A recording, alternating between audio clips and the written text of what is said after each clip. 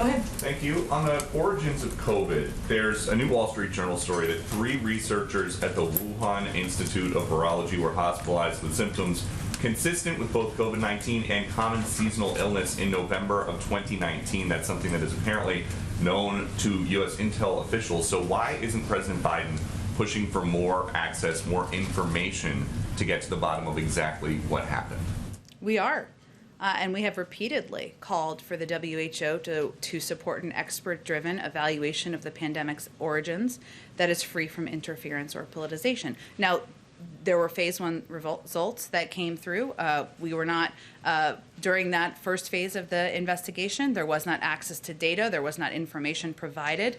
And now we're hopeful that WHO can move into a more transparent, independent phase 2 investigation. But with 589,920 dead Americans, at what point does President Biden say, we don't want to wait for the WHO, we don't know what they're doing, this needs to be an American-led effort to get to the bottom of what happened? Well, first of all, we need access to the underlying data and information in order to have that investigation. And why not? But he talks all the time about how he's known President Xi for a long time. So why can't he just call and we need ask them him for that information? I think you're misunderstanding how this process actually works.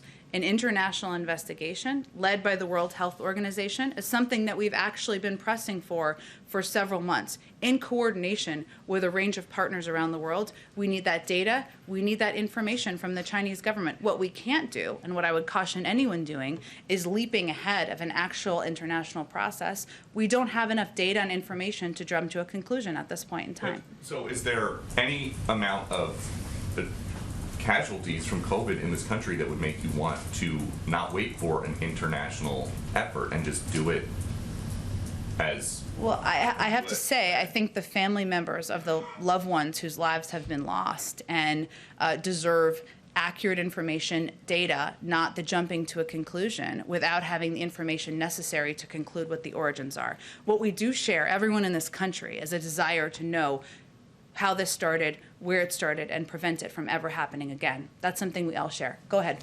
Thanks, Jen. I want to ask you first about the negotiations that are going to be getting back underway in Vienna tomorrow over the Iran nuclear agreement. Yep. How would the White House assess the status of those talks? It doesn't seem like there's too much momentum toward an agreement. Would you agree that things are kind of grinding to something of a halt here? Well, we're not going to predict an outcome before the 5th round, I think, if I'm remembering the numbers specifically, have even begun. Look, the fact that they are starting a 5th round of negotiations, even as they are indirect, is a sign that we're continuing to plug along on the path to diplomacy. We continue to believe that's absolutely the right approach and the right steps as it relates to preventing Iran from acquiring a nuclear weapon. We know, because we have been through this journey before, that this is going to take some time, that there will be moments where it is challenging and hard and there are difficult conversations. And that is certainly playing out.